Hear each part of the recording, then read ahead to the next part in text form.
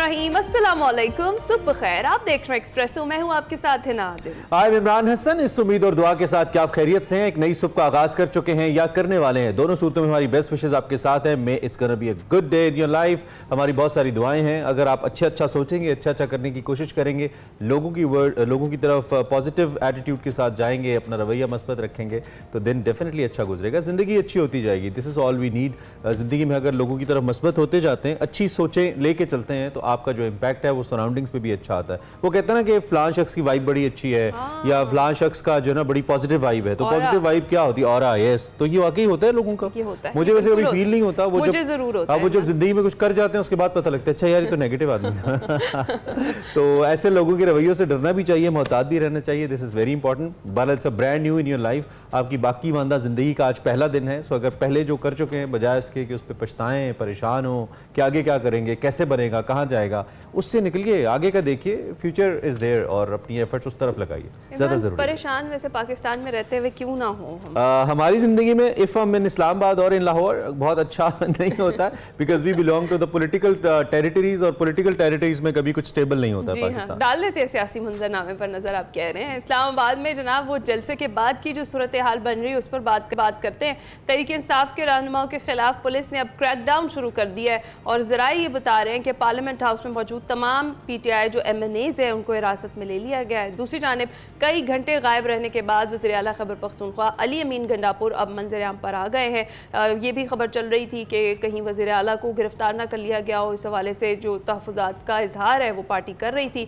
Musheer इत्तलात barrister Saif की जानिब से ये कहा गया था कि अली अमीन गंडापुर को गिरफ्तार कर लिया गया है, मगर उनसे राबता होने पर फिर भाई फैसल अमीन ने यह ट्वीट किया कि अली अमीन से राबता उनका बहाल हो गया और वो तवील और थका देने वाली मीटिंग्स के बाद पेशावर आ गए हैं। दूसरी जानिब अगर बात करें, वज़ीर आज़म शहबाज शरीफ ने जो अहम आइनी तरामीम है उनके मामले पर इत्तेहादी जमातों को इशारा दिया, जिसमें सदर आसिफ अली जरदारी, बिलावल भुट्टो, खालिद मकबूल सिद्दीकी समेत दीगर अराकीन पार्लियामेंट ने शिरकत किया। और वज़ीर आज़म शहबाज शरीफ का ये कहना है कि मुल्क को सियासी इस्तेहकाम और पॉलिसीज़ के तसलसल की शदीद ज़रूरत है जी, लेकिन लाएगा कौन? ये तो बयानात हम सुनते रहते हैं। बहरहाल ये मेल जो आप देखते रहते हैं, खबरें नई नहीं हमारे लिए, और लेकिन ये नया हमारे लिए कि तमाम MNAs ऑपोजिशन के उनको हिरासत में ले लिया जाए।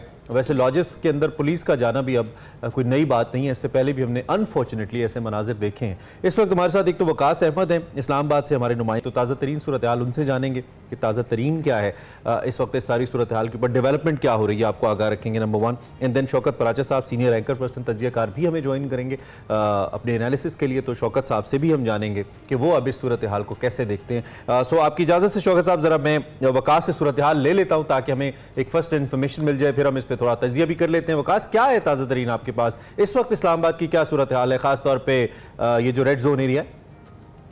जी बिल्कुल, देखें संविधान में तहरीक इंसाफ के जो जलसा था उसमें इंतजामिया के साथ जो मुआहदा था उसके खिलाफ वर्जी पर 3 मुख्तलिफ मुकदमात इस्लामाबाद पुलिस की जानिब से दर्ज किए थे, जिस पर इस वक्त लेकर बात की जाए तो जो टॉप लीडर है पाकिस्तान तहरीक इंसाफ के जो पार्लियामेंट के अंदर हैं, जिनमें बैरिस्टर जोहर हैं, शेर अब्दुल मरवत है, आमर डोगर जो चीफ वेब है, शेख वकास अकरम, जैन कुरैशी, शहजादा हामिद रजा, 14 के करीब जो अरकान असम्बली हैं पाकिस्तान तहरीक इंसाफ के, वो इस वक्त ज़ेर असीर हैं।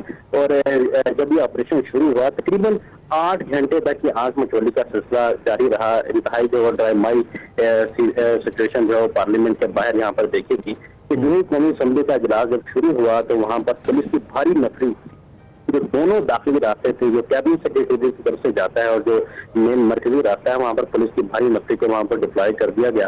और जो ही कौमी असम्बली का इजलास खत्म हुआ तो सबसे पहले शेर अफजल मरवत बाहर आए, उनको जो गिरफ्तार किया गया। उसके बाद बैरिस्टर गोहर जो वो बाहर आए, उनको वहाँ से गिरफ्तार किया गया। आमिर डोगर बाहर आए, उनको गिरफ्तार किया गया। अनफॉर्चुनेटली जो दीगर अरकान थे वो जिसमें बाहर आने लगे तो उनको पुलिस की जो भारी नफरी नजर आई तो वो अंदर की तरफ वापस चले गए और तकरीबन 4 घंटे तक वो पार्लियामेंट के अंदर मौजूद रहे, जिसके बाद पार्लियामेंट की जो इंतजामिया थी उनकी जाने से लाइटें बंद कर दी गई।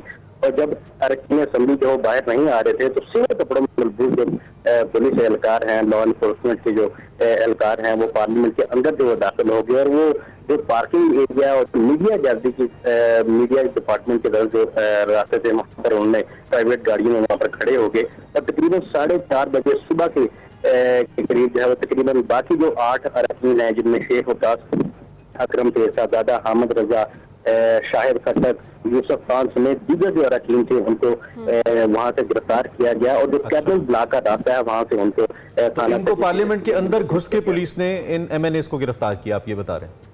जी बिल्कुल, ये तकरीबन 8.5 घंटे तक ये ऑपरेशन जारी रहा। 8 बजे रात को ये ऑपरेशन शुरू हुआ था और सुबह जाके 4:30 बजे ये ऑपरेशन खत्म हुआ और इस ऑपरेशन में तकरीबन 14 के करीब जो पाकिस्तान तहरीक इंसाफ के जो मरकजी गाइडलाइन से जो अंदर मौजूद थे। ठीक है, क्विकली वकास, कहाँ रखा गया इन सभी रहनुमाओं को? कुछ अपडेट्स हैं, खबरें हैं, ये कहाँ पे हैं इस वक्त?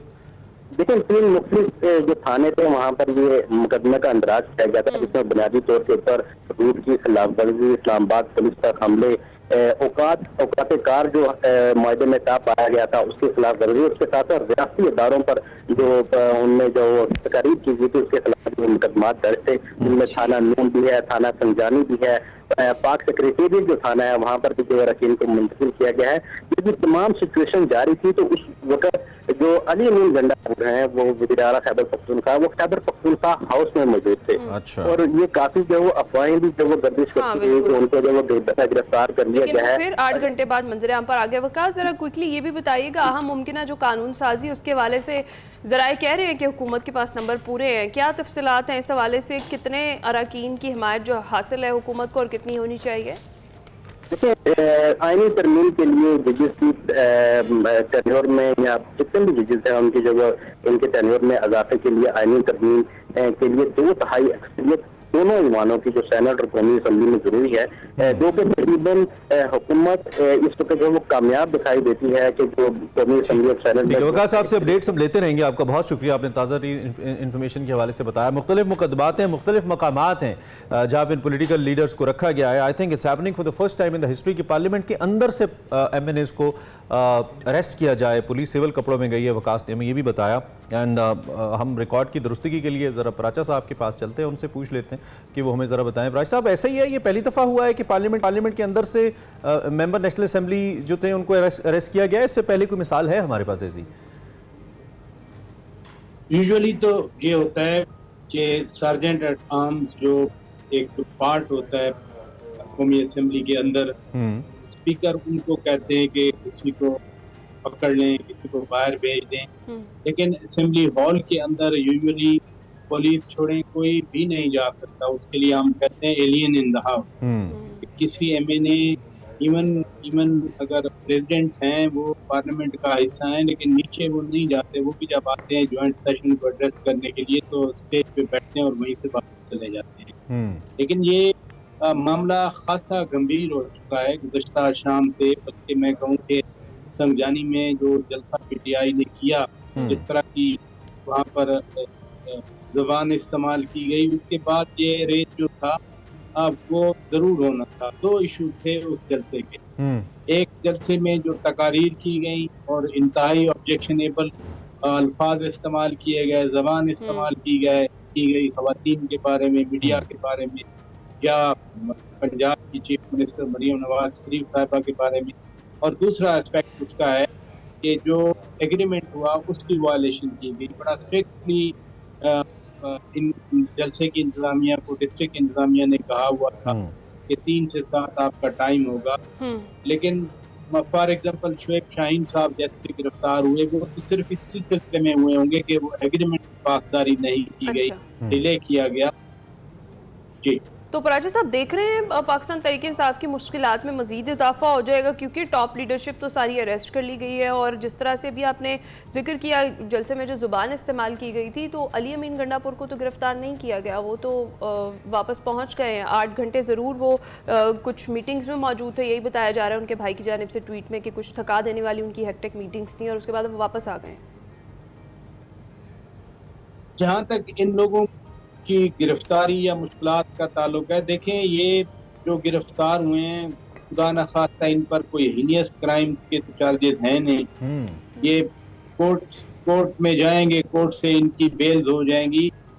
2 पहलू बन रहे हैं जो इस्लामाबाद में विस्फोट चल रहा है। एक तो ये जो अभी आपके नुमाइंदे वकास साहब भी कह रहे थे कि आईनी तरमीम आनी है, और रात को जैन कुरैशी साहब का एक चल रहा था स्टेटमेंट, वो कह रहे थे कि हम जो अंदर बैठे हुए हैं हमारी को 7-8 लोगों की जिम्मेदारी लगी थी कि हम पॉइंट आउट करेंगे जब वोटिंग होगी और हम गिनेंगे क्या वाकई नंबर पूरे हैं इनके, क्योंकि हुकूमत के पास 212 तो डिक्लेयर्ड नंबर हैं, 224 चाहिए कौमी असेंबली में आईनी तरमीम पास करने के लिए। वो जो 10-12 का गैप है वो हुकूमत कैसे फिल करती है। कुछ ये भी बातें हैं यहाँ इस्लामाबाद में कि जो इंडिपेंडेंट लोग थे, और नेसेसरली इंडिपेंडेंट का मतलब तो पीटीआई वाले हैं, तो वो भी उनके कुछ साथ हैं। कुछ मौलाना साहब के हवाले से भी उम्मीद है कि वो मेरे ख्याल में प्रेसिडेंटशिप पे जरदारी साहब बैठे हैं, तो 12 सीटों की तो कोई फिक्र करनी नहीं चाहिए। वो किंग है नेगोशिएशन के, कर लेंगे कुछ ना कुछ। वो फाहमत का जादू चल लेकिन जाएगा। तो पराजी साहब, ये रिवायत कैसी है? मैंने और आपने देखा है, आप तो सीनियर है मुझसे, आपने देखा है कि पार्लियामान जो है वो रिवायात पे चलती है आइन के अलावा।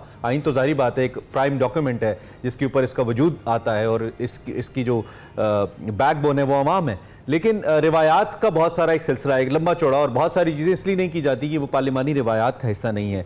एक तो पहले इसमें कोई शक नहीं है कि तहरीक इंसाफ ने ऐसी लग ज़ुबान इस्तेमाल की जिसको इस्तेमाल करते हुए उन्होंने हर किस्म की हदें क्रॉस की, और उन्होंने बहुत सारी रिवायात की पासदारी नहीं की अपने जलसे के अंदर। पहले तो ये, लेकिन उसके बाद ये कैसी रिवायत है पुलिस का पार्लिमान के अंदर चले जाना? आपने कहा कि ऐसा हो नहीं सकता, लेकिन ये हुआ है, तो आप इस रिवायत को कैसे देखते हैं? देखिए, जलसे में जो ज़बान इस्तेमाल हुई वो मैं इसको कनेक्ट नहीं कर रहा यहाँ पार्लिमान के अंदर गिरफ्तारियों से। तो जलसे में जो ज़बान इस्तेमाल हुई वो जलसे में जो कवायद या जो की अंडरस्टैंडिंग थी, एग्रीमेंट था, की शराइत थी या शराइत थी, वो एक सेपरेट चीज़ है। और उसमें भी मैं आपसे बिल्कुल वाज़ेह तौर पर बात करना चाह रहा हूँ कि नया कानून बनाए इस्लामाबाद में रेगुलेशन का, या अवामी इज्तिमा को कैसे रेगुलेट करना है, उसके तहत एनओसी लेना लाजमी है। सही। अदरवाइज अगर बगैर इजाजत के इज्तिमा होगा तो उसमें 3 साल सजा है। लेकिन यहाँ इस जलसे का एनओसी लिया गया, ये अलग बात है कि जो टाइम एग्रीमेंट हुआ था उस टाइम में, या जो रियासत के खिलाफ बात करने की या रियासती इदारों के खिलाफ बात करने की अंडरस्टैंडिंग थी रिटर्न, उसकी पासदारी नहीं की गई। इसमें कितनी सजा होगी, एनओसी की हद तक, परमिशन की हद तक लिया गया। लेकिन उसको पार्लियामान के अंदर जो कार्रवाई है वो कैसे कनेक्ट किया जा सकता है? या तो उनको वहीं जलसे के बाहर ही गिरफ्तार कर दिया जाता या बाद में कहीं कर दिया जाता। ये जो इसको मैं लिंक कर रहा हूँ, ये जो बिल आना है वो बिल आज आना है, कल आना है, कब आना है? क्योंकि जिस तरह कल रात को एक्टिविटी हुई उससे तो लगता है कि बहुत जल्द बिल आना है। अब उसमें भी देखें ना, आप चीफ जस्टिस ऑफ पाकिस्तान के हवाले से पहले स्पेकुलेशन की जा रही थी कि सिर्फ जजेस की एज बढ़ाकर चीफ जस्टिस को रिटेन करने की ये एक कोशिश हो रही है। तो कल chief justice of Pakistan justice Qazi Faez Isa साहब ने तो बिल्कुल ही वजाहत कर दी। उन्होंने कह दिया कि मैं किसी भी सूरत में कोई तौसील लेने का कायल नहीं हूँ, और मैंने मना भी कर दिया। जब उनसे कहा गया कि राना सनाउल्लाह ने बयान दिया था कि जब सब जजेस लेंगे तो आप भी ले लेंगे, तो उन्होंने कहा ले आए राना सनाउल्लाह को मेरे सामने। तो चीफ जस्टिस ऑफ पाकिस्तान की हद तक तो मामला क्लियर हो गया। अच्छा, उसमें बाकी जो चीजें हैं वो चूंकि हुकूमत इतना इसको क्लोज टू देयर हार्ट, तो अभी तक कुछ पता नहीं चल रहा यानी ऑथेंटिक वे में। बाकी सारी बातें हैं कि जी वो चीफ जस्टिस की नामजदगी के लिए उनको एक पैनल आएगा, जैसे आर्मी चीफ की तकर्री के लिए आता है। अच्छा, इसी तरह मतलब अभी उसकी शक्ल हमारे, अच्छा नहीं, लेकिन इसमें मैं थोड़ा सा जलसे भी रहना चाहता हूँ, बिकॉज अवाम ओबियसली उसमें ज्यादा इंटरेस्टेड हैं, हम भी हैं इस पे बात करने के लिए। सबसे जो क्रिटिकल स्पीच थी वो तो चीफ मिनिस्टर खैबर पख्तूनख्वा की थी, जो उन्होंने तनकीद की। और आप दो पोर्शंस खास तौर पे, एक तो जो मरियम नवाज साहिबा के हवाले से बीइंग अ विमेन उन्होंने अल्फाज इस्तेमाल किए, बीइंग चीफ मिनिस्टर, एक कॉन्स्टिट्यूशनल ओहदे पे हैं वो ओहदा ठीक है या नहीं उसके लिए अदालतें मौजूद हैं। इसका डेफिनेटली अगर पीटीआई समझती है कि उनका ओहदा गलत है तो डेफिनेटली एहतसाब होना चाहिए और जवाबदेह होना चाहिए नून लीग को, अगर वो कुछ ऐसी पोजीशन होल्ड करते हैं जो वो डिजर्व नहीं करते, वो एक अलग चैप्टर है। लेकिन किसी के लिए बुरे अल्फाज तो आप कभी भी इस्तेमाल नहीं कर सकते इस तरह के, नंबर 1। नंबर 2, जो फौज के लिए उन्होंने अल्फाज इस्तेमाल किए, ललकारा उन्होंने कहा हम आपको ठीक करेंगे, और बहुत सख्ती थी उनके लहजे में। लेकिन वो तो इस वक्त बाहर हैं, वो तो नहीं पकड़े गए। तो ये हाथ सिर्फ उस पर पड़ता है जो किसी आईनी ओहदे पे उस तरह से नहीं है, उस पर नहीं पड़ता जिसने वाकई कुछ कमिट किया है, चाहे वो किसी भी ओहदे पे हो। क्या कानून इस मामले में अंधा नहीं है, शौकत पराचा साहब? पहली बात तो ये है कि बैरिस्टर गौहर खान ने कल बाकायदा माफी मांगी उनकी जी। तकरीर के ऊपर। मीन्स एक्सेप्ट किया कि ये गलत किया तकरीर में जी। इट मीन्स के तकरीर में ऑब्जेक्शनेबल जो चीजें थी वो सिर्फ हम लोग, आप लोग या जनरल पब्लिक नहीं फील कर रही, वो पार्टी के chairman barrister Gauhar Khan as chairman of PTI, तो उन्होंने बाकायदा माजरत की और इसी मुद्दे पे माजरत की कि जो जबान थी या जिस तरह से उन्होंने गुफ्तगू की, उन्होंने कहा कि मैं माजरत करता हूं। अब उसमें उन्होंने जो 3-4 कैटेगरी हम बात कर रहे हैं, इनके खिलाफ, इसके खिलाफ, इनके खिलाफ, इनके खिलाफ, उन्होंने ओवरऑल एक ब्लैंकेट माफी मांगी। उन्होंने ये नहीं कहा कि एक सेक्शन को जो उन्होंने कहा लिया मीन ने वो ठीक कहा है और दूसरे सेक्शन के खिलाफ जो बात की है वो गलत है। उन्होंने कहा नो, मैं माजरत करता हूं। इट मीन्स कि पीटीआई खुद भी फील करती है कि हमारे रैंक्स एंड फाइल में, हमारी सूबों में और in that case chief minister हमारे हुकूमत वाले सूबे के जो उन्होंने तकरीर की वो गलत थी। सही। अब इसकी लायबिलिटी, इसकी एक मिनट, इसकी जो लायबिलिटी है वो किस तरह से उन पर आएगी? एक तो पब्लिक सेंसोर है। कल से आप देख रहे हैं कि लोग इस चीज को पसंद नहीं कर रहे कि जिस तरह की गुफ्तगू की गई खवातीन के खिलाफ, खातून साहब के खिलाफ या मरीम नवाज शरीफ साहबा के खिलाफ। कुछ लोग उसकी कंपैरिजन दे रहे हैं कि जी नून लीग वाले भी तो ऐसा करते रहे थे, वो सीओडी चार्टर ऑफ डेमोक्रेसी से पहले था। दैट स्टोरी गॉट ओवर जब मोहतरमा बेनजीर भुट्टो शहीद और मियां नवाज शरीफ के साथ मुआहदा हो गया था। अब जो स्पेसिफिक आपका सवाल है कि तकरीर तो की अली अमीन खान गंडापुर ने पकड़े जा रहे हैं, ये 15-20 MNA या जितने भी, अभी नंबर का भी पूरा नहीं है, तो उसका मेरा ख्याल है कि जो लॉ ऑफ द लैंड है दैट विल प्रोसीड इटसेल्फ। इसमें किसी को एग्जेम्पशन वाली वो बात है कि चीफ मिनिस्टर है और कानून में अगर तो कानूनी तौर पर कार्रवाई होना है तो जरूर। सही। तो पराची साहब, इस सारी सूरत हाल में अगर देखा जाए, जिस तरीके की इजाज़त जिस तरह से मिली पाकिस्तान तहरीक इंसाफ को जलसा करने की, मशरूत इजाज़त दी गई, कितनी सारी कंडीशंस लगाई गई और उसके बाद फिर जिस तरह से उनके मुताबिक, पाकिस्तान तहरीक इंसाफ के मुताबिक उनको रोकने के लिए बड़े सारे कंटेनर्स, पूरा शहर बंद कर दिए। हमने कल इस पर बड़ी बात की थी, इमरान भी बता रहे थे कि इस्लामाबाद की क्या सिचुएशन थी, कुछ लोग अपने प्यारों से मिलने अस्पताल नहीं पहुँच सके, कुछ लोगों को जनाजों में शिरकत के लिए रुक गए। अच्छा, तो इसमें क्या ऐसा नहीं होना चाहिए था कि इजाजत दे दी जाती और वो जिस जगह की उन्हें इजाजत दी गई थी वहां पर अपना जलसा करते और चले जाते, बजाय इसके कि जिस तरह से कंडीशंस लगाई गई और अब कंडीशंस की जो वो पूरी नहीं हुई हैं और निकात पूरे नहीं हुए और उसके बाद फिर अब इस तरीके से लीडरशिप को अरेस्ट किया जा रहा है? इसमें सिर्फ हुकूमत का ही नहीं, दोष पीटीआई पे भी बनता है। जब 2022-25 मई को आए थे तो इन्होंने अदालत में कहा था कि हम G8 G9 में बैठे, लेकिन ये डी चौक में चले गए और आधा शहर आंसू गैस इस दिन उसका शिकार हुआ। ठीक, ये जो जल्द इंतजामिया ने भी वॉलंटियरली नहीं दी, ठीक है, अदालत के हुक्म पे ये इजाजत दी गई और अदालत के हुक्म पे ये वादे तौर पर ये बताया की तरफ से कि आपने जो बैठकर आपस में बात करनी है और बात करके इस अरेंजमेंट्स को फाइनल करना है। ठीक है, लिहाजा ये जो कंडीशंस हैं ये बाकायदा एग्रीमेंट के तहत। अच्छा भाई साहब, टाइम मेरे पास बहुत कम है। इन लास्ट 40 सेकंड्स में आपसे ही पूछना चाहता हूँ, ये जो एपिसोड हो रहा है इस वक्त, ये कितना लास्टिंग है, ये कितना सीरियस एपिसोड है? क़यादत का जो मौजूदा क़यादत है उसका पकड़े जाना, मरकजी क़यादत वैसे जेल में है, कुछ रुपोश है और कुछ अब जो मेन स्ट्रीम की है उसको straight away on the media cameras पकड़ लिया गया और रियासत स्टेप ले रही है इसके ऊपर। I mean government is not thinking कि ये पार्लियामेंट के मेंबरान है, पता नहीं स्पीकर क्या रिएक्ट करते हैं इसके ऊपर, वो कस्टोडियन है हाउस के, लेकिन क्या ये लॉन्ग लास्टिंग इंपैक्ट का हामिल है तहरीक इंसाफ के लिए? Last 30 seconds please if you can tell. देखिए ना, एक प्रेसिडेंट तो बनता है और तारीख में लिखा भी जाता है, बेशक एक दिन की अरेस्ट है, पार्लियामेंट के अंदर से तो है, तो ये तो लिखा जाएगा।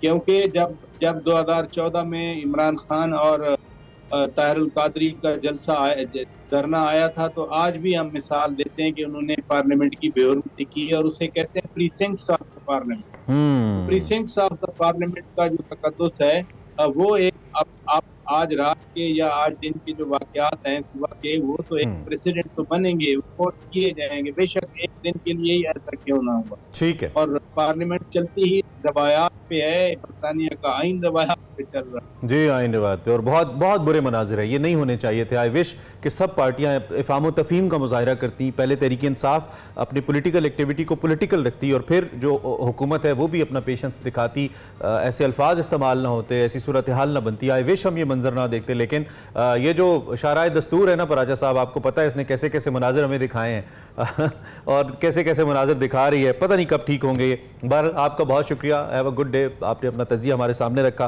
शौकत पराचा साहब सीनियर सहाफ़ी अपना तजिया हमारे सामने रख रहे थे। रात के मनाजिर हमने आपको दिखाए। ताज़ा तरीन सूरत हाल ये कि PTI की top leadership including the chairman, वो तो पहले से हैं, इस वक्त उनको पकड़ा जा चुका है और देखते हैं क्या सूरत हाल सामने आती है। बहुत अच्छे मनाजिर नहीं है भारत। बिल्कुल, इसी के साथ ही हम ब्रेक पर जाएंगे, कुछ देर में वापस आते हैं, आपके लिए आगे बहुत कुछ है। Welcome back to Espresso. बात करते हैं हॉकी के हवाले से। Hockey is very important to watch. आजकल अगर आप देखना चाहें तो वैसे पाकिस्तान में भी लाइव दिखाया जा रहे हैं हॉकी के मैचेस, ज़रूर देखिए और देखिए पाकिस्तान की टीम कैसे फाइट बैक कर रही है अपनी पोजीशन को वापस लेने के लिए। कोरिया के साथ हमारा मैच हुआ, 2-2 गोल से बराबर हुआ, जीत नहीं सके, लेकिन मुकाबला तो दिल नादमा ने खूब किया। इसी तरह इससे पहले मलेशिया से हमारा पहला मैच जो एशियन चैंपियंस हो रहा है इस सिलसिले में पहला मैच जो हुआ था उसमें भी हमने हारे तो नहीं थे लेकिन मैच बराबर हो गया था। ये चीन में टूर्नामेंट हो रहा है जी, इसके दूसरे क्वार्टर की शुरुआत है और कोरिया की जानिब से जोंगवान ने इस मैच के अंदर जिसका तस्करा है गोल स्कोर किया, कोरियन टीम को 1 गोल की सबकत दिलाई। बाद अज़ां जो खेल का आखिरी क्वार्टर था इसके आखिरी लम्हात में हमारे हन्नान शाहिद ने लगातार 2 फील्ड गोल स्कोर किए और पाकिस्तान को सबकत दिलाई और यूं ये मुकाबला पाकिस्तान के हिस्से में कुछ देर के लिए रहा। फिर कोरिया के जो सोंगयान थे उन्होंने आखिरी वक्त में गोल किया और ये मैच बराबर हो गया। भारत सनसनी खेज था, आखिरी लम्हात के दौरान 3 मिनट के अंदर 3 गोल हुए जो कि काबिल दीद थे। हन्नान को बेहतरीन खिलाड़ी भी करार दिया गया मैच का। अब ये टूर्नामेंट किस जानिब जा रहा है तो इस पर हमने बात करनी है। और पाकिस्तान टीम अपना तीसरा मैच 11 सितंबर को जापान के खिलाफ और 15 तारीख को किसके खिलाफ खेलेगी? भारत के खिलाफ। भारत के खिलाफ मैच सनसनी खेज हो सकता है या नहीं। टीम जो है कंपैरेटिवली उनकी बेहतर है, इस पे हमने तबसरा लेना है और हमारे साथ हिना आप बताइए कौन मौजूद है? None other than Samiullah Khan साहब हमारे साथ मौजूद हैं, उनसे बेहतर तज्जिया इस पर कोई कर ही नहीं सकता। समीउल्लाह खान साहब, हाँ, अस्सलाम वालेकुम सर, गुड मॉर्निंग, कैसे हैं? वालेकुम अस्सलाम, बिल्कुल ठीक जी। सर कैसे देख रहे हैं पाकिस्तान की जिस तरह से इमरान का हॉकी टीम का जो फाइट बैक है, जिस तरीके से अभी तक मैच जो हम हारे नहीं है, बराबर कर दिए हैं 2-2 से हमने दोनों, आगे की कैसी इस चैंपियंस हॉकी में आप परफॉर्मेंस देखते हैं पाकिस्तानी टीम की? अभी तक अगर परफॉर्मेंस देखें तो पाकिस्तान की हॉकी टीम की परफॉर्मेंस इतनी बुरी नहीं है। तो उन्होंने 2 मैच खेले, दोनों ड्रॉ किए और जबकि भारत की टीम जो कि डिफेंडिंग चैंपियन है उसने दोनों आसान मैच खेले, 5-1 से जीता और 3-1 से जीता और उन्होंने चाइना और जापान से। मुकाबला बड़ा सख्त है। पाकिस्तान के आसान मैचेस होंगे, देखेंगे कि क्या करते हैं ये, इनको अच्छा परफॉर्म करना चाहिए। कम से कम ये चाइना से जरूर जीते हैं, जापान से जरूर जीते हैं। फिर जो भारत का मैच है वो एक मुश्किल मैच है। ओवरऑल अभी तक परफॉर्मेंस ठीक है, लेकिन इसमें शेड्यूल बड़ा अच्छा है कि पाकिस्तान की हॉकी टीम मेरे अपने ख्याल में नंबर 1 पोजीशन पे आके या नंबर 2 पोजीशन पे आके क्रॉस कर सकती है। अच्छा, वैसे तो हो जाए खान साहब इस तरह के सवाल, एक तो आपकी वीडियो हमारे पास नहीं आ रही है, अगर काइंडली इसको रीसेट कर लें ताकि आपकी वीडियो में नजर आ जाए तो बेहतर होगा। वैसे ऑडियो तो पहुंच रही है। और साथ में मीनवाइल सवाल भी कर देता हूं आपसे ना, आप जैसे जो लेजेंड्स हैं उनसे ये सवाल करना मुझे बड़ा अजीब लगता है। जब मैं कोरियन टीम के ऊपर तबसरा लूं या मलेशियन टीम के ऊपर तबसरा लूं, आपने यूरोपियन टीम्स को नहीं छोड़ा, ऐसे आपने माशाल्लाह टाइटल्स जीते और वो हमारा एक टाइम ऑफ ग्लोरी था। इन टीम्स को तो कहीं पाकिस्तान समझता ही नहीं था कुछ भी। रिमेंबर अजलान अंदर हम कैसे एक वो कहते हैं ना क्रूज थ्रू करते हुए हम जाते थे। खैर, getting the story short, what type of game they play, अगर मैं कोरियंस की बात करूं इनका या एशियंस टीम की ओवरऑल इंक्लूडिंग इंडिया, ये किस टाइप का गेम है और क्या हमारी जो मौजूदा स्किल्स हैं टीम की वो आर दे केपेबल इनफ कि उस टाइप का गेम प्ले हम भी खेल सकें या हम कहीं उससे पीछे हैं? टेक्निकली मैं बात कर रहा हूं। देखिए, बिल्कुल आपकी बात ठीक है कि टेक्निकली वो बड़े साउंड है, लेकिन पिछले चंद सालों से आप देखें मलेशिया की परफॉर्मेंस और कोरिया की, साउथ कोरिया की परफॉर्मेंस इतनी अच्छी नहीं है। चाइना से उम्मीदें थी वो इतनी बेहतर नहीं है। एशिया में मेन कंटेंडर तो भारत है, पाकिस्तान है, कोरिया है और जापान है। कभी कभी मलेशिया सरप्राइज देता है, तो उस लिहाज से अगर देखें तो पाकिस्तान के चांसेस हैं। लेकिन क्योंकि यहाँ पे जैसे हम कहते रहते 2 फेडरेशंस हैं और उनकी आपस में बड़े झगड़े हैं और हुकूमत पाकिस्तान खास दिलचस्पी नहीं ले रही, तो उस वजह से खिलाड़ी जो है डबल माइंडेड है कि हम इस तरफ जाएं या उस तरफ जाएं, इससे बड़ी खराबी पैदा हो रही है। हमें ऑर्गेनाइज करना चाहिए। सही। पाकिस्तान जिसने वर्ल्ड कप जीती, एशियन गेम जीती, ओलंपिक गेम जीता, तो उनको पूरी तरीके से हुकूमत पाकिस्तान को चाहिए कि उनका ख्याल रखना चाहिए। ठीक है। और सर इसी सूरत हाल में अगर हम देखें कि टीम गई किस तरीके से है, तो जो पाकिस्तान हॉकी फेडरेशन के सदर हैं तारिक बुगटी साहब, वो इंकशाफ कर रहे हैं कि उधार के पैसों पर टीम जो है वो चाइना लेकर गए हैं। हमें कहा तो यही गया है कि पैसे वापस मिल जाएंगे, लेकिन बात यही है कि इस मामले पर तवज्जो की ज़रूरत है और वज़ीर आज़म साहब को चाहिए कि वो हॉकी के लिए खुसूसी जो ग्रांट है वो कायम करें। इस सूरत हाल में जब प्लेयर्स जाते हैं तो उनका कोई मोराल जो है उस पर भी कोई फ़र्क पड़ता है, कॉन्फिडेंस में कितना फ़र्क पड़ता है जब इस तरह के नामसार हालात से गुजर कर उन्हें किसी भी चैंपियनशिप में पार्टिसिपेट करने के लिए जाना पड़ता है? देखिए, जो फेडरेशन बनाते हैं वो बनाते ही इसलिए हैं कि वो सारे इस किस्म के मसाइल हल करें और खिलाड़ी पहुंचे। हमारे ज़माने में भी कभी कभी इस किस्म का अकोमोडेशन का प्रॉब्लम होता था, तो जो मैनेजर और सेक्रेटरी थे वो इसको हल कर रहे थे। लेकिन हुकूमत पाकिस्तान से मैं यही कहूँगा कि पाकिस्तान हॉकी फेडरेशन के सर और सेक्रेटरी को बुलाएं, जिसको भी वो मानते हैं, उनसे एक प्रोग्राम मांगे का, फिर उनसे पूछे कि कितने खिलाड़ी लेके जाएंगे, कितने खिलाड़ी होने चाहिए, कैंप कितना का लगे, 3 हफ्ते का हो, 5 हफ्ते का हो, कौन कुछ होगा। आपने ठीक फरमाया, कोच अभी 2 दिन पहले नॉमिनेट किया पाकिस्तान हॉकी फेडरेशन की अपनी गलती, ये तो चीजें पहले सेटल हो जानी चाहिए कि कौन सा कोच है, क्योंकि रोलैंड फोरमैन ने कहा कि मैं लेट हो गया हूँ, मैं नहीं आ सकता, तो ताहिर जमान को अपॉइंट किया गया। तो ये चीजें हॉकी फेडरेशन की, और पिछले 15 सालों से मैं देख रहा हूँ कि पाकिस्तान हॉकी फेडरेशन बिल्कुल फाल नहीं, जिसकी वजह से हम दुनिया में 15वें 16वें नंबर पर। हाँ साहब, ये किसका प्रोगेटिव है? ये आप तो इसका हिस्सा रहे हैं, आप सिस्टम को बहुत अच्छे से समझते हैं। क्या ये इसमें भी वो जो पॉलिटिकल इंडक्शंस होती हैं या पॉलिटिकल अपॉइंटमेंट्स होती हैं, उसकी वजह से ये मामला ठीक नहीं हो पाता? किसी का सेल्फ इंटरेस्ट है? क्योंकि इसमें तो पाकिस्तान क्रिकेट बोर्ड की तरह पैसों के भी इतने मामलात नहीं हैं कि somebody wants to be at that seat. I am not sure, लेकिन आप बताइए क्यों नहीं हो पा रहा फिर? आई मीन, अगर कोई पेट्रन भी इसके हैं तो इसको ठीक क्यों नहीं करते फेडरेशन को? बिल्कुल, आप ठीक कह रहे हैं। मैं यही इनको हमेशा मैं कहता रहता हूँ कि क्लियर कट पॉलिसी होनी चाहिए। अब तारिक बुगटी कहाँ तक हॉकी खेले हैं, इस पॉलिटिकल पे वो ऊपर आए हैं, और यही राना मुजाहिद जो पिछले 15 साल से घूम फिर के सेक्रेटरी बन रहे हैं और कोई परफॉर्मेंस नहीं है। तो हुकूमत पाकिस्तान को ये सोचना चाहिए, पाकिस्तान स्पोर्ट्स बोर्ड को अपनी रिकमेंडेशन दे देनी चाहिए कि कौन होना चाहिए, कौन नहीं होना चाहिए। और जो प्रेसिडेंट बनते हैं, जो सेक्रेटरी बनते हैं, उनको भी सोचना चाहिए कि मैं डिजर्व करता हूँ या नहीं करता। ठीक। पाकिस्तान की हॉकी एक बहुत बड़ा स्पोर्ट्स है जिसके बहुत बड़ी हिस्ट्री है। आप देखें 11 मेडल में से 8 मेडल जो है पाकिस्तान। और क्विकली खान साहब, लास्ट 20 सेकंड्स, जिस तरीके से अजलान शाह में हमने पार्टिसिपेट किया, परफॉर्म किया, फाइनल तक गए, अभी भी आपने कहा कि हम बुरी हॉकी नहीं खेल रहे।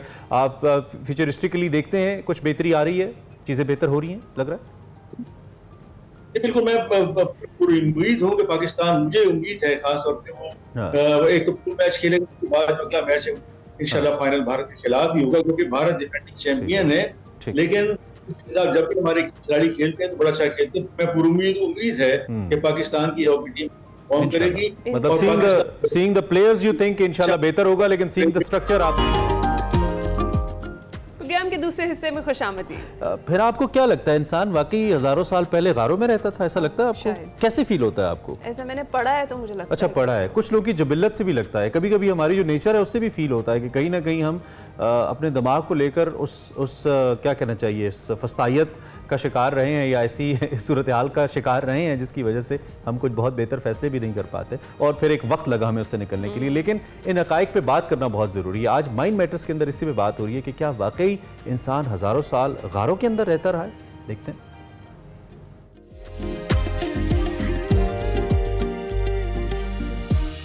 मैं हूं डॉक्टर कामल खालिद, और तारीख़ जो है वो सिर्फ मेरे लिए पढ़ाई नहीं है बल्कि मेरा शौक़ है, और मुख्तलिफ़ रीजन्स और मुख्तलिफ़ एराज़ को स्टडी करना और उनको एनालाइज करके कंक्लूजन्स लेके आना, that is my kind of my thing, जो मैं बहुत इंजॉय करती हूँ।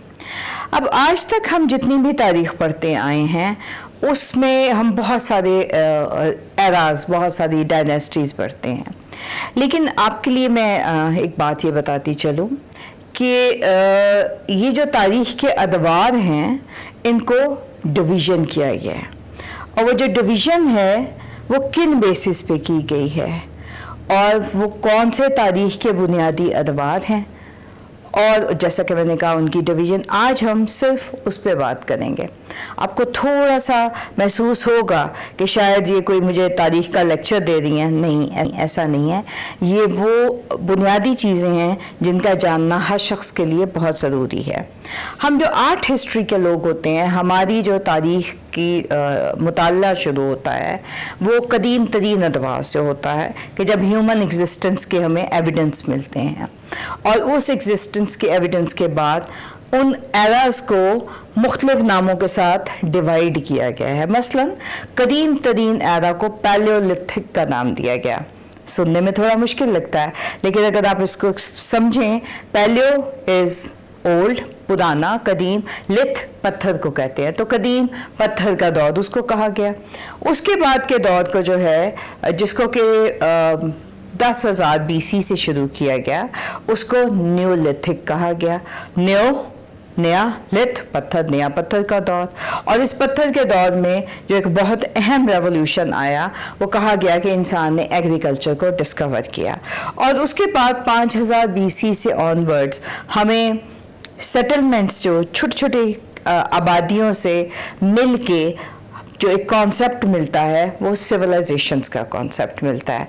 और जब सिविलाइजेशंस का कॉन्सेप्ट मिलता है तो उससे मुराद ये ली जाती है कि कोई ऐसा इलाका जिसके रहने वालों का मज़हब और एक एडमिनिस्ट्रेटिव एंटिटी कॉमन हो।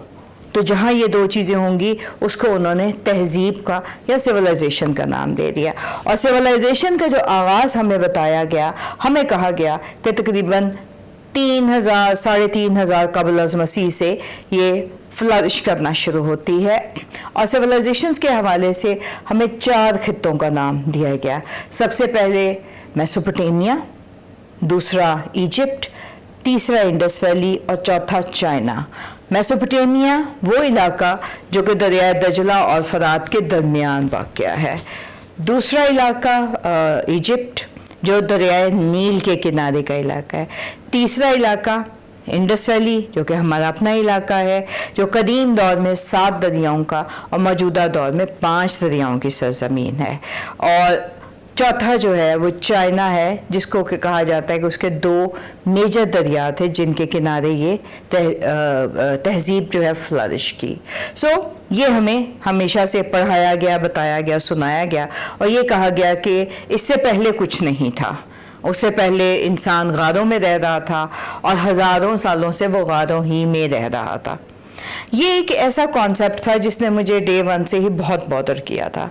और मैं सोचती थी कि ये कैसे हो सकता है कि इंसान जो है 6000 साल तक, 10,000 साल तक गारों में ही रहा और उसने बाहर से निकला ही नहीं, और वही वो हंटिंग कर रहा है और अपनी ज़िंदगी बड़े एक जानवर नुमा इंसान के तौर पे गुजार रहा है। This is how human being was portrayed to us through international European historians. तमाम कुतब उसी को सेकंड करते हैं। लेकिन अब वक्त गुजरने के साथ साथ हमें बहुत सारे ऐसे एविडेंसेस मिलते जा रहे हैं जो हमें ये बताते हैं कि ये जो हमें पैलियोलिथिक की, न्यूलिथिक और सिविलाइजेशंस की स्ट्रेट जैकेट पहनाई गई थी, जिससे हमें दाएं बाएं हटने हिलने की इजाज़त नहीं थी, तो अब उसमें दरारें आनी शुरू हो गई हैं और बहुत सारे सवालात जन्म लेना शुरू हो गए हैं। और वो सवालात जो है, उनके जन्म लेने की बुनियादी वजह दुनिया के मुख्तलिफ हिस्सों में आर्कियोलॉजिकल एक्सकवेशंस हैं।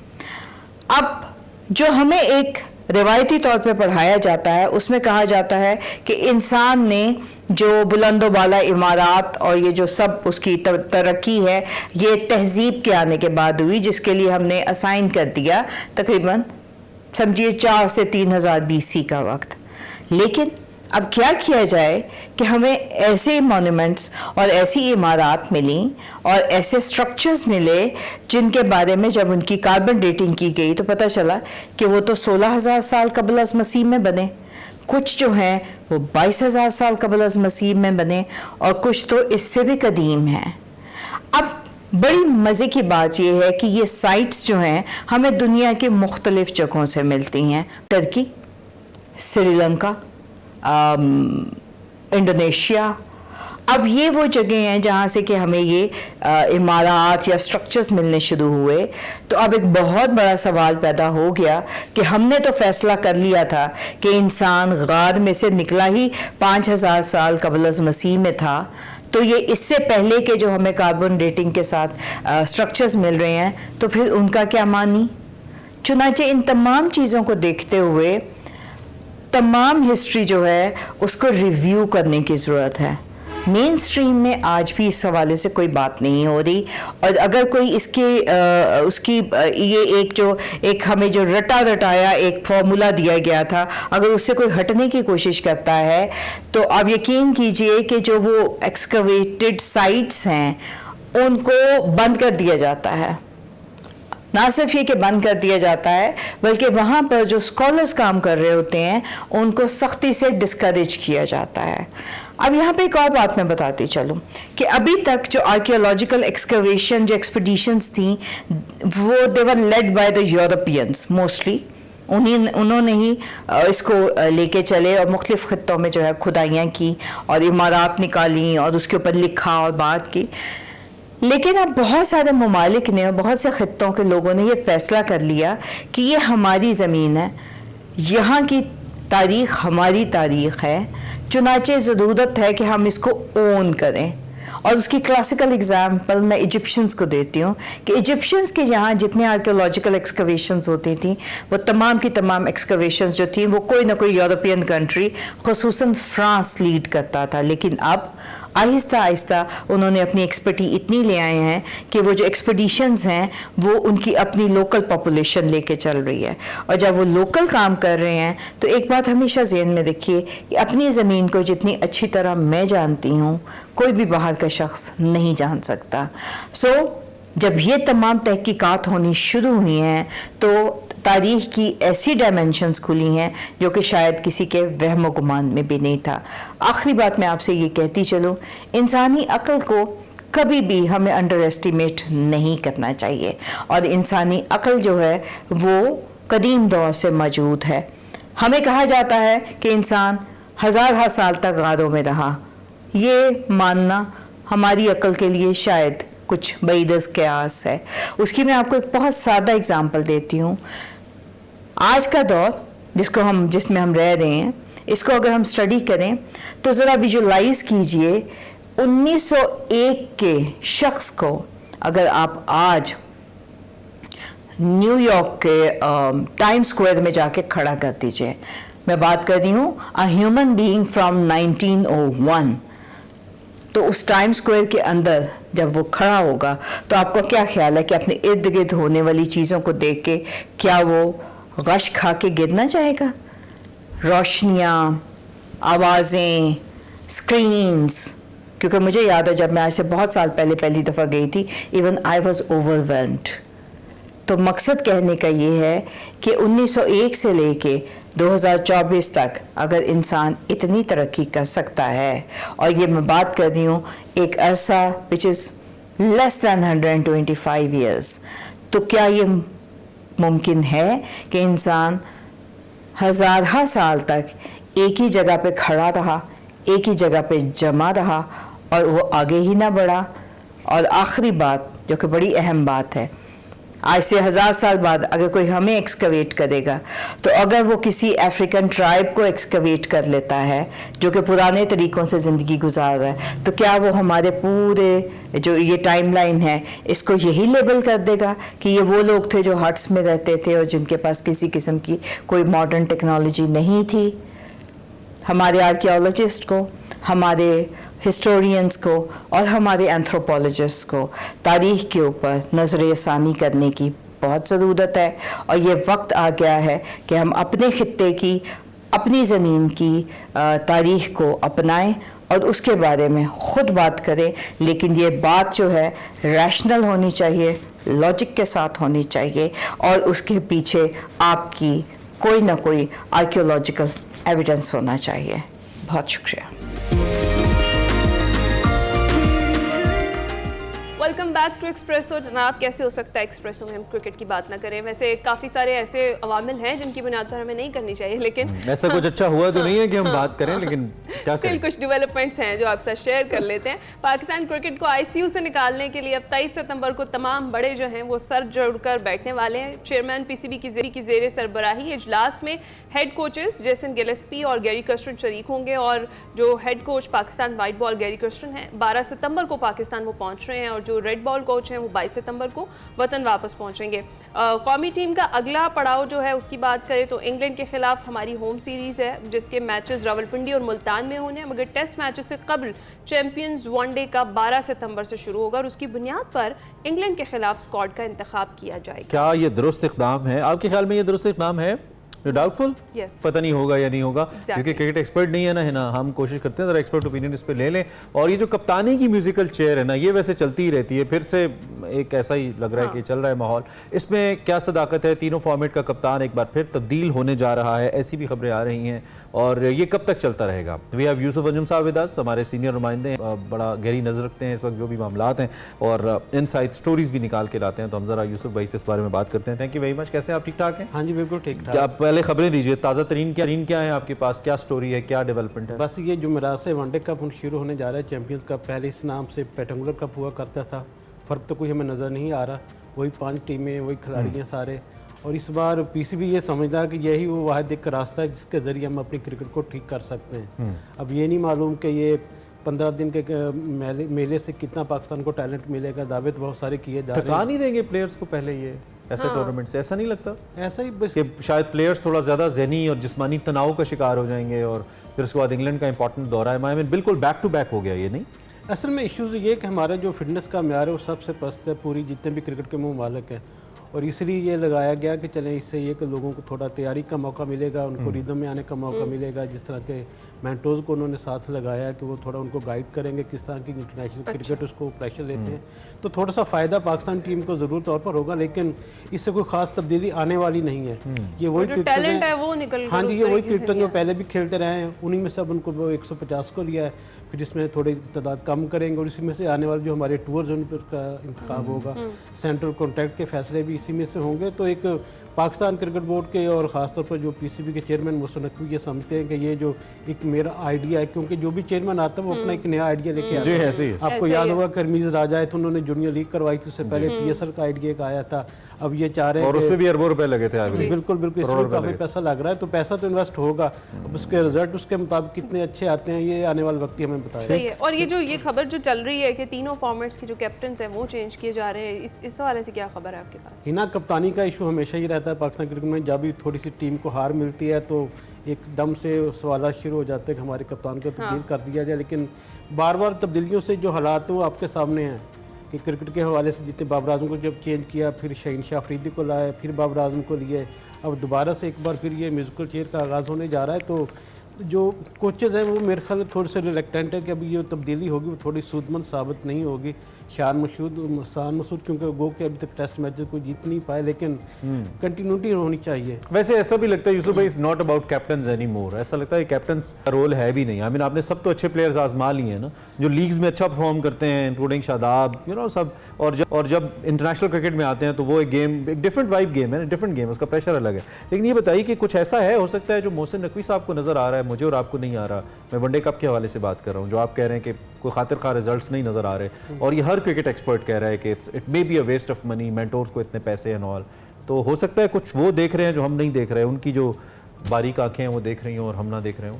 इमरान मोहसिन साहब ने पहले ये दावा किया था कि मैं किसी के प्रेशर में नहीं आऊँगा। जो टीवी पर तो नहीं रहे, जो टीवी पर बैठ के बातें करते हैं उनसे मैं किसी से डिक्टेशन नहीं लूँगा, उनको करीब भी नहीं आने दूँगा। लेकिन अब ये वही लोग हैं, 5 लोग जो पहले टीवी पर तबसरे करते थे, उनको वहाँ पैसे लेते थे। अब पीसीबी ने उनको 50 लाख के करीब ये जो सुनने में आ रहा है कि उनको ऑफर किया कि महाना उनको दिए जाएंगे। तो इतना बड़ा पैसा जब मिलता है तो ज़ाहिर वो तारीफें भी करना शुरू कर देते हैं। जितने भी मेंटोर यहाँ पर उनकी प्रेस कॉन्फ्रेंस उन्होंने कहा कि इससे जो चैंपियन कप से बेहतरीन टैलेंट पाकिस्तान को मिलेगा, बेहतरीन यहाँ पर मामलात होंगे, क्रिकेट हमारी ठीक हो जाएगी। उसके मतलब सिर्फ ये था कि उनके पीछे पैसा बोल रहा है। तो पैसा हर एक को आता अच्छा लगता है, चाहे वो सब क्रिकेटर्स हो चाहे नए क्रिकेटर्स हो। तो इसलिए वो अब मोहसिन नकवी साहब की तारीफें किए जा रहे हैं कि ये बहुत बेहतरीन। पीसीबी भी फिर किन खतूत पे काम करे, मुझे बताएं ना। पीसीबी लोकल अगर कोई बंदा वकार यूनुस टाइप अगर कोई आते हैं तो उन पर तनकीद होती है। कोचिंग में फिर हम बाहर से जैसे गैलेस्पी ले आते हैं, ऑस्ट्रेलियन, साउथ अफ्रीकन जो बेहतरीन समझे जाते हैं। साउथ अफ्रीकन तो फिटनेस को लेकर बहुत, उनको भी क्रिकेट बोर्ड ले आता है। क्रिकेट बोर्ड अपनी तरफ से तो ऐसे लगता है कि जैसे ऑप्शंस बड़े महदूद हो गए क्रिकेट बोर्ड के पास, मतलब ये बज़ाहिर लगता है, क्या ऐसा ही है या नहीं? ऑप्शंस हैं लेकिन शायद अवेल लिमिटेड ऑप्शंस इसलिए किए जा रहे हैं क्योंकि जिन्होंने इंप्लीमेंट करना है वो वही लोग हैं जो पुरानी सोच के आमिल हैं और वही फैसला साज भी हैं। इमरान, आपकी बात बिल्कुल ठीक है कि सिर्फ चेयरमैन तब्दील होते हैं, बाकी जितने भी फैसला साज हैं सारे वही के वही बैठे हुए हैं। कैबिनेट वही रहती है। 15-20 साल से वही लोग बैठे हैं, वही आने वाले चेयरमैन को अपनी नई एक पॉलिसी ला के देते हैं, ये देखें इस तरह कर लेते हैं। जो चेयरमैन चाहता है कि ये जो सोचते हैं कि जी चेयरमैन ये सोच रहा है तो उसके मुताबिक उनके हम ख्याल हो जाते हैं, जैसा चेयरमैन चाह रहा है वैसे कहते हैं हम इस तरह कर देंगे। लेकिन जब तक हमारा डोमेस्टिक स्ट्रक्चर एक किस्म का नहीं बनेगा, एक सिस्टम नहीं बनेगा अच्छा, जिस तरह बाकी ममालिक हैं कि उनमें कंटिन्यूटी रहती है, हमारे यहाँ वो पॉलिसी जरूरी है, चेयरमैन बदलने से पॉलिसियाँ भी चेंज हो जाती हैं। तो इस तरह के जब फैसले होंगे तो फिर मेरे ख्याल में, लेकिन चेयरमैन के भी तो हम पीछे पड़ जाते हैं ना। अभी 2 महीने हुए आए हैं, देखिए हम उनके पीछे जूते उतार के दौड़ रहे हैं, मैं और आप लगे हुए हैं उनके पीछे। देखें जब टीम गलत लगे हुए हैं या ठीक कर रहे हैं? देखें टीम जब जीतेगी तो ये मैं कह रहा हूँ अपनी भी अकाउंटेबिलिटी हम थोड़ी करें ना। अगर हम गलत तो नहीं कर रहे, खुदा ना खास्ता, नहीं वो तो साहब के साथ ज्यादती तो नहीं कर रहे हम ये उन पे तनकीद करके, वो तो अपने तौर पे जो भी चेयरमैन आता है बेहतरी करने की कोशिश करता है। अब रिजल्ट जो आगे से नहीं उस तरह के आते, रिजल्ट खेलना लड़कों ने या परफॉर्म उन्होंने करना है। जब वो परफॉर्म नहीं करेंगे तो यकीनी तौर पर टीम हारेगी, उसका जो असर होगा वो चेयरमैन पीसी। और इसमें खैर यूसुफ भाई मुझे लगता है कि लॉजिक ये भी है कि बेहतर वो नहीं है जो पॉसिबली चेयरमैन को लगता है कि बेहतर है। बेहतर वो है जो क्रिकेटिंग माइंड को लगता है। वो क्रिकेटिंग माइंड मेरा भी हो सकता है, आपका भी हो सकता है, लाजमी नहीं कि चेयरमैन का भी क्रिकेटिंग माइंड हो और फिर हम उसके result. You have a question? हाँ, मैं चैंपियंस ट्रॉफी का जिक्र करना चाह रही थी। यही अपडेट्स हैं कि आइंदा हफ्ते जो है वो आईसीसी का वफ्द आ रहा है, तो इस हवाले से क्या आपके पास खबरें हैं? जी ना, आइंदा हफ्ते नहीं, इसी हफ्ते उसकी जो तारीख है वो उसका इंतखाब हो जाएगा। जो आईसीसी ने पाकिस्तान क्रिकेट बोर्ड को सिर्फ अपनी तारीख को ऐलान करें कि हम फलां तारीख को यहाँ पर आएंगे। वो 6 अफराद होंगे जिसमें मुख्तलिफ शोबों के उनके जो माहिरीन हो यहाँ पर आएंगे, वो इंतजाम का जायज़ा लेंगे। पहले उन्होंने पिंडी का विज़िट करना, फिर वो लाहौर आएंगे, फिर आखिर पे वो कराची जाएंगे। तो इसका मकसद ये है कि जितने भी इंतजाम अब तक पाकिस्तान क्रिकेट बोर्ड ने आईसीसी चैंपियन, तो इन जगहों पे तो मलबा पड़ा हुआ है, हम उनको मलबा ही दिखाएंगे। जब दिखाएंगे ना उनको ये बताएंगे कि हम फला हम नया घर बना रहे हैं, बिल्कुल जैसे नया घर, जैसे शादी से पहले लड़का कहता है ना मैं घर बना रहा हूँ, अच्छा ऐसे है, हम उनको दिखाएंगे कि नहीं हम घर बना रहे हैं। अब वो देखते हैं कि कितनी हमारी बात पे यकीन करते हैं कि 31 दिसंबर जो एक डेडलाइन मुकर्रर की गई है जितने भी तामीराती काम जारी हैं, तो उस हवाले से उनको कायल करना। तो बेसिकली पॉइंट ऑफ कंसर्न क्या है इस वक्त का? किन किन चीज़ों को देख रहे हैं वो? उसमें ज़्यादातर जो चीज़ें इंतजाम हैं वो देखेंगे कि प्रैक्टिस मैचेस कहाँ पर होंगे, जो पिचेस बनेंगी प्रैक्टिस मैचेस के लिए वो कहाँ पर बनेंगी, टीमों के आने जाने के हवाले से क्या इंतजाम होंगे, टिकटिंग किस तरह शुरू की जाएगी, वो भी चीज़ें उनको सामने देखनी, उनको देखने की कैपेसिटी पाकिस्तान के ग्राउंड की कितनी है। कुछ बीइंग अ सीनियर रिपोर्टर आपके खदशात भी हैं कि कहीं चैंपियंस ट्रॉफी कहीं खटाई में ना पड़ जाए? कुछ ऐसे भी देखें जब तक एलिमेंट्स हैं जिससे खुदा न खास्ता अल्लाह ना करे वी सो वांट कि हमारे यहाँ ये बड़ा इवेंट हो, बहुत चाहते हैं, लेकिन कुछ ऐसा है? देखें इमरान, एक सबसे बड़ी रुकावट तो फिलहाल जो नज़र आ रही है वो जो तामीराती काम है, क्या वो 31 दिसंबर तक जिस तरह सोचा जा रहा है उसके मुताबिक हो पाएंगे? क्योंकि बारिशें भी हो रही हैं, दूसरी रुकावटें भी हैं, तो थोड़ा सा डाउट जब तक ज़रूर रहेगा जब तक यहाँ पर चैंपियन ट्रॉफी के लिए टीमें आ नहीं जाती। अच्छा, दूसरी जानब आईसीसी चेयरमैन जयशाह भी हैं जो हमेशा पाकिस्तान के मुखालिफ रहे हैं, वो नहीं चाहते कि पाकिस्तान में क्रिकेट हो। एशिया कप में भी हमने सारी सूरत साल देख ली, थाइबर मॉडल के तहत में वो करवाना पड़ा था। अभी उनकी कोशिश होगी कि पाकिस्तान में क्रिकेट जो ये चैंपियन ट्रॉफी का मेला सजने जा रहा है उसमें किसी न किसी तरीके से रखना डाला जाए और नहीं चाहिए कि वो कामयाब नहीं होंगे। हम दुआ तो यही करते हैं, जैसे इमरान ने कहा कि हम जरूर चाहते हैं कि हमारा घर जल्द बन जाएगा और हम मुतमईन कर पाएंगे और जो बड़ा इवेंट है वो यहाँ हो सकेगा। बहुत शुक्रिया मोहम्मद यूसुफ अंजुम साहब हमारे साथ मौजूद थे। क्रिकेट की जो सूरत हाल है उस पर हम तबसरा तज्जिया उनसे ले रहे थे, बता रहे थे कि कौन कौन से इकदाम है जो होने चाहिए और कौन कौन से ऐसे इकदाम है जो हो रहे हैं और उनको नहीं होना चाहिए, इस पर हमने बात की। क्रिकेट की तामीर हो रही है, आगे काम हो रहा है, बंदे लगे हुए हैं, देखते हैं कब तक मुकम्मल होती है इमारत। सो आप को हम आगाह करते रहेंगे। एक ब्रेक लीजिए। अब दिखाते हैं आपको सेगमेंट निकले तेरी तलाश में। आज बात हो रही है वंस अगैन फैज़ अहमद फैज़ और अहमद नदीम कासमी साहब के इख्तलाफात के हवाले से कि इनकी नौयत क्या थी और अगर इख्तलाफात थे या कोई एक इख्तलाफ था तो उसकी वजह क्या थी, देखते हैं।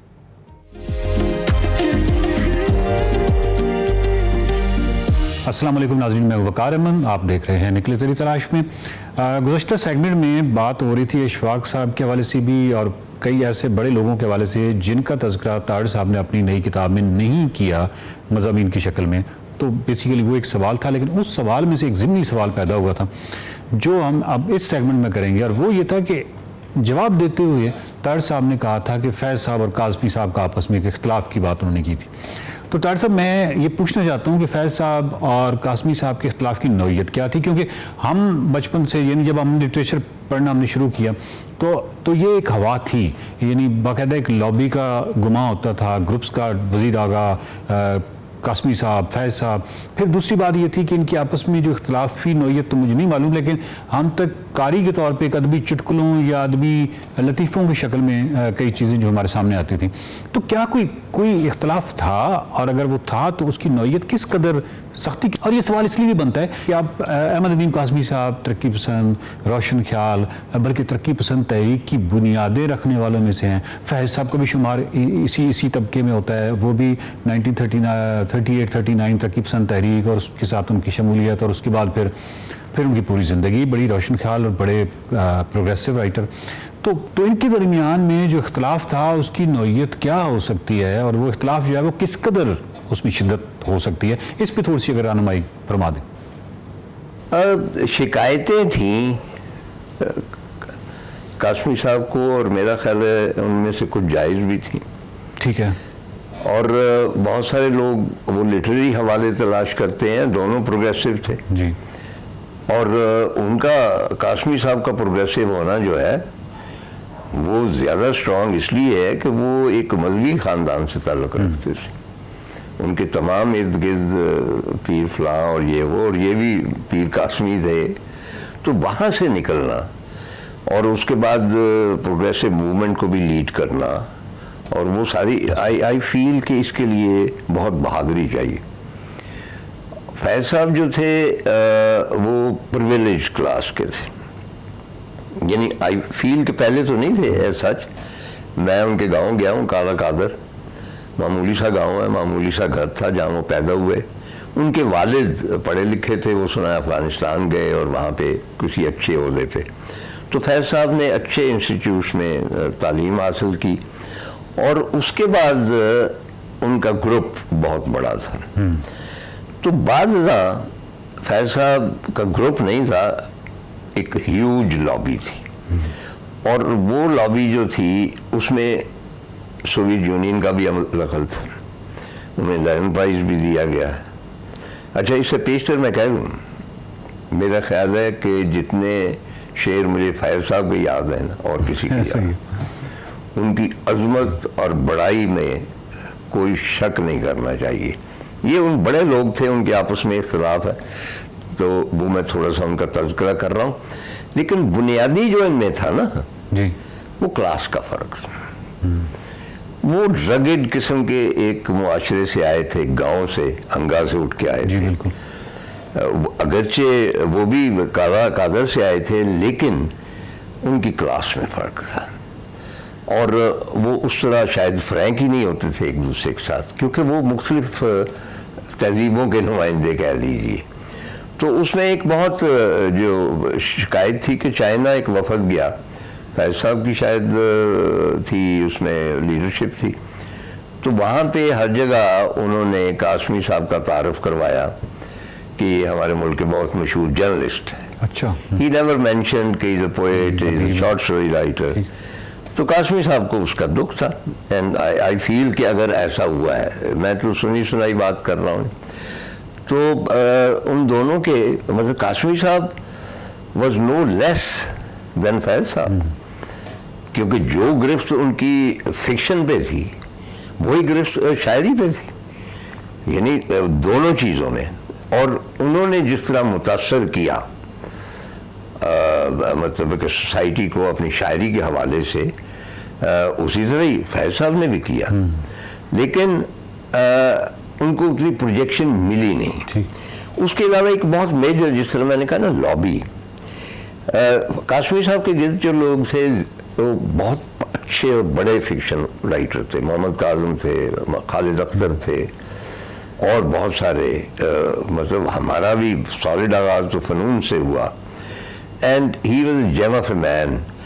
उनकी जो, मतलब मुझे अब भी मैं माल रोड से गुजरता हूँ तो वो तरक्की उर्दू का वो इंटरकॉन्टिनेंटल से पहले उनका दफ्तर आता है, तो when I look at it तो मुझे कासमी साहब को याद, उनकी याद आती। क्यों आती? He was a great man. मुझे मतलब फ़ोन आ जाएगा कि जी अब गुलजार उनको बाबा कहते थे, गुलजार खुद एक लेजेंड है, तो फ़ोन आ जाएगा कि तार साहब आपका कोई चीज़ नहीं आई फ़नून में। अब just imagine, I was a very minor writer, I am still minor, लेकिन उस ज़माने में बिल्कुल ही मुझे वो फ़ोन करके, एंड वेन एवर मैं कोई चीज़ लेके गया हूँ उनके दफ्तर, चाय वाय तो अपनी जगह, लेकिन always, and I mean always, he will stand up.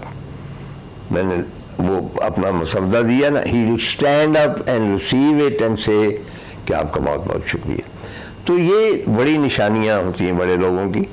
बाकी फैज़ साहब के बारे में मैं कई मरतबा बता चुका हूँ कि किस तरह मैं पाकिस्तान टाइम के बाहर खड़ा रहा, मतलब धूप में 3 घंटे उनके इंतज़ार में, क्योंकि उनकी जो थी एक रुबाई जो थी, वो स्कूल में पढ़ता था, तो बहुत रात यूं दिल में तेरी खोई हुई याद आई, तो वो मैंने कहा जी वो लिख दें, कहने वो तो हमें याद नहीं, तो उन्होंने लिख दिया हम परवरिश लौहो कलम करते रहेंगे। अब हमें ना परवरिश का कोई लंबा चौड़ा पता था, लौहो कलम का तो बिल्कुल, तो मैंने कहा जी मुझे याद है वो। अच्छा।